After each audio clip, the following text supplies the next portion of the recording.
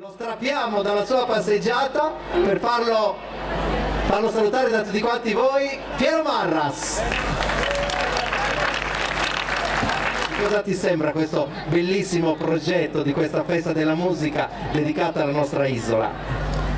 Ma guarda, io mi permetto di dire che insomma giro abbastanza poi dalla mia lunga attività, ho visto tanti festival nazionali e internazionali, ognuno che cerca di trovare una sua collocazione, un suo modo di essere, un'identità, non per piaggeria, ma questa cosa qua mi piace molto, l'ho detto anche all'amico Piero Collo, che stimo e per il quale vorrei un grosso applauso perché se lo merita.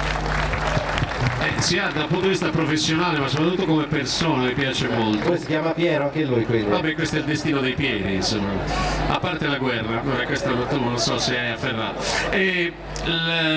Volevo dire, mi piace questa cosa itinerante che non è solo quantitativa, non è solo tanti, ma è anche qualitativa, cioè c'è di tutto, per cui c'è l'identità, c'è la tradizione, ho visto un bel paio di launette, ringrazio di cuore tutta la comunità di Assemini per aver pensato anche a me. Va bene, grazie Piero, noi ne approfittiamo. Grazie di cuore a tutti, arrivederci, buona festa.